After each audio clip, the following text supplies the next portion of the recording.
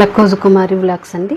ఈరోజు నేను శివుడు, పార్వతి, నందీశ్వరుడు ఈ ముగ్గురు గురించి కథ చెప్తాను. ఓకే, అది నిజంగా జరిగిన కథే. ఓకే, అయితే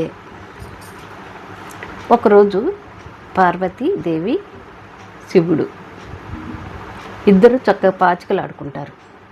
ఆ పాచికల్లో పార్వతీదేవి గెలుస్తుంది.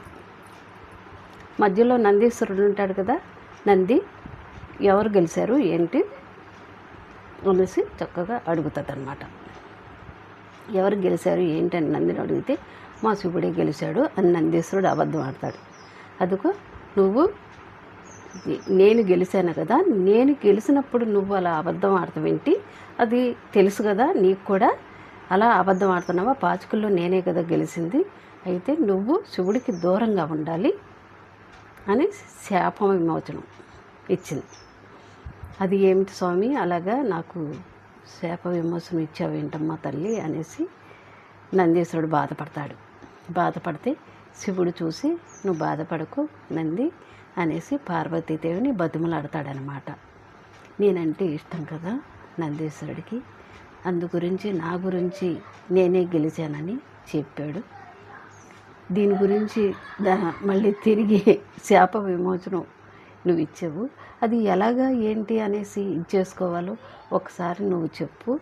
నందీశ్వరుడికి నేనంటే ప్రాణం కాదా, అది నీకు తెలిసిన విషయమే కదా, ఆ ప్రేమ మీద నేనే గెలిచాను అని చెప్పాడు అని పార్వతీదేవిని బతుకులాడతాడు పరమేశ్వరుడు. బతుకులాడితే పార్వతీదేవి అంటది, అయితే నంది గణేశునికి పూజ చేయమంటది. నంది గణేశుడికి ఇలాగ పూజ చేయి, ప్రసాదాలు పెట్టి అనేసి. అయితే నంది గణేశుడికి పూజ చేస్తే పూజ చేస్తాడు.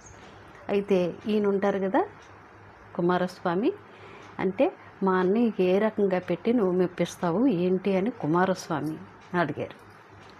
అడిగితే అదే స్వామి నేను ఆలోచిస్తున్నాను అనేసి రోజు ఇలా పూజలు చేశాడు.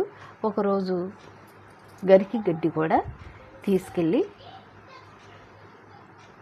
వినాయకుడికి పెట్టాడనమాట. అసలు గరికి గడ్డి తీసుకెళ్ళంగానే ఆ వినాయకుడు ఎంతో పరవశించిపోయాడు, ఉప్పొంగిపోయాడు. ఎందుకంటే గరికి గడ్డి అంటే వినాయకుడికి పంచ ప్రాణాలు తెలుసండి, చాలా పంచ ప్రాణాలు గరికి గడ్డి అంటే. ఆ గరికి గడ్డి ఇస్తే ఏంటి అనేసి శాప విమోచన ఇలాగ నాకు వచ్చింది స్వామి, దీనికి ప్రతిఫలం ఏంటి అనేసి వినాయకుడిని అడిగితే, నంది నువ్వు శివుడు ఆలయంలో ఆయనకి ఎదురుగుండా నువ్వు కూర్చో, ఆయన ఎదురుగుండే నువ్వు కూర్చో, ఏదైనా ఏ విషయమైనా నీతోనే కదా చెప్పేది, ప్రజలు భక్తులు అందరూ నీతో చెప్తారు, అది శివునికి విన్నవించుతావు కాబట్టి నువ్వు ఆయన అలా గర్భగుడిలో ఆయన ఉంటే ఆయన ఎదురుగుండే నువ్వు ఉండు.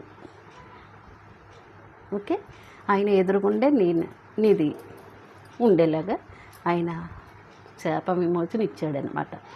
అందుకనే ఏ గుళ్ళో అయినా ఆయన గుడిలో ఉంటే ఈ నెల బయట ఉంటారండి.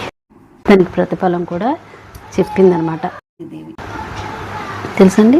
అదండి శివుడు, పార్వతీదేవి, నందీశ్వరుడు కథ అనమాట. మనం ఏదైనా ఉందంటే కష్టం అయినా ఉందా, పని పోయినా చేయకపోయినా మనం నందీశ్వరుడికి విన్నవించుకోవాలి. ఆయన చెవులో మనకి అనుకున్నది ఏదైనా మన మనసులో చెప్పుకున్నామంటే ఈయనకి చెప్తే ఈయన ఆయనకి శివుడికి చెప్తారనమాట. అప్పుడు మన కోరిక నెరవేరుద్ది అనమాట. ఏంటి భక్తులు ఏమిది కోరారు ఏంటి అనేసి, ఆయన ఎందుకంటే తపస్సు మీద ఉంటాడు. ఆయన శివుడు తపస్సు మీద ఉండటం మూలంగా ఆయనకి ఇలాంటివన్నీ కొంచెం తెలియదు కదా, ఈ భక్తులు కోరిన కోరికలన్నీ అన్నీ వివరిస్తాడనమాట ఈ నందీశ్వరుడు. ఓకే, లైక్ చేయండి, షేర్ చేయండి, సబ్స్క్రైబ్ చేయండి.